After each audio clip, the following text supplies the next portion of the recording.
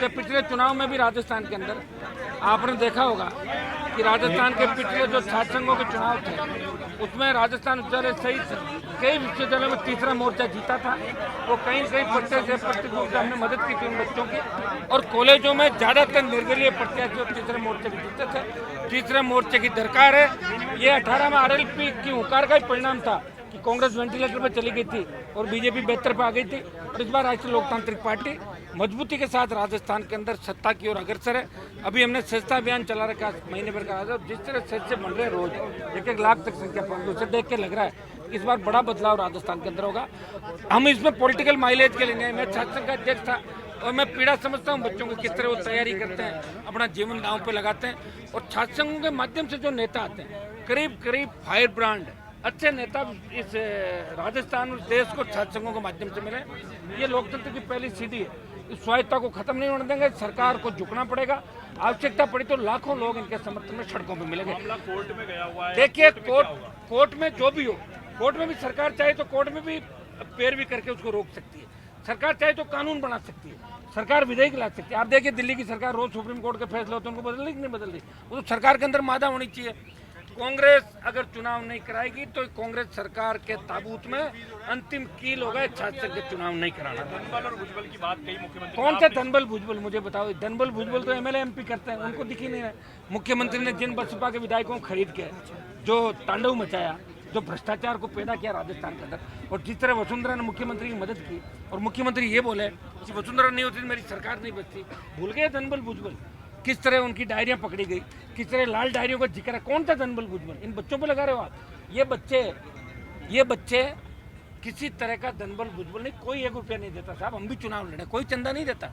ये अपने घर से मेहनत करके यार दोस्त को पारिवारिक मित्र होते हैं, 2 पैसा देते हैं, और कितना पैसा खर्च होता है? हो जाता होगा 5 लाख, 50 लाख, 20 लाख, 40 लाख, इससे ज़्यादा देश का खर्चा नहीं होता।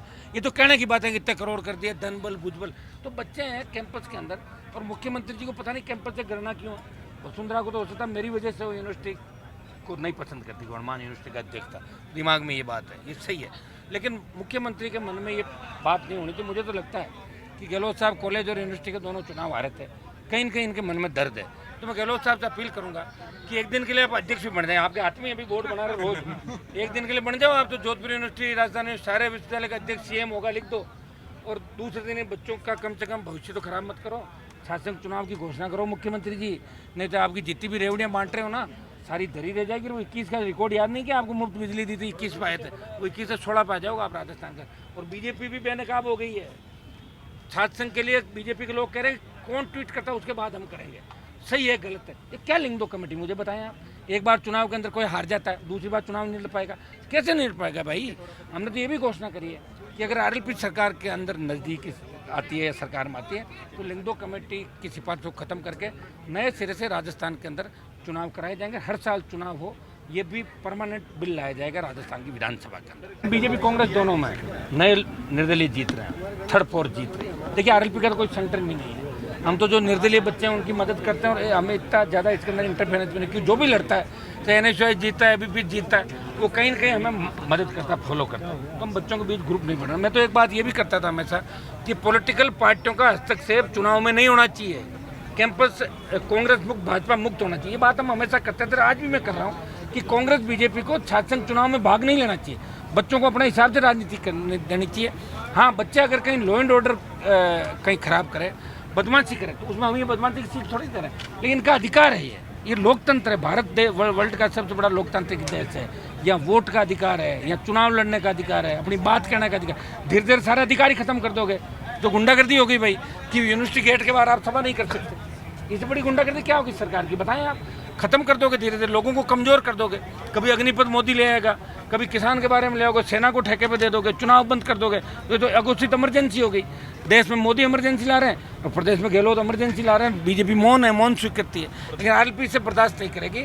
चुनाव करवा के ही दम लेंगे हम राजस्थान के। आपको लगता है आरएलपी कराना ही पड़ेगा? देखिए मेरे साथ युवा वैसे ही जुड़ा हुआ, आप देखिए कि युवा तो आरएलपी को ही फॉलो करा। अगर एनएसयूआई का चुनाव भी यहाँ जीत जाता है ना, तो उसके परिवार वाला वोट आरएलपी को देते हैं गाँव के अंदर। आप पता कर लें आप ज़्यादातर लोगों को। मेरा इसमें नहीं, मैं कोई इसके लिए नहीं करूँ पॉलिटिकल में, लेकिन बच्चों को मैं इस तरह अकेला नहीं छोड़ सकता। ये बच्चे हमारा भविष्य है इस प्रदेश का, देश का। इन्हें अकेले नहीं, इनके मन में ये नहीं होना चाहिए कि हमारा कोई नहीं, हम है ना इनके लिए। और आज मैं आया तो कल और आ जाएंगे लोग। करेंगे चुनाव की घोषणा कराएंगे सरकार। बात हुई आपके मुख्यमंत्री जी से, कोई बातचीत आपकी पहुंची? अपना मुख्यमंत्री खुद ही कर लेगा बात। जब हम निकलेंगे सड़कों पे तो सीएम खुद बात कर लेगा। ठीक है सर। शुक्रिया सर, बात करने के लिए।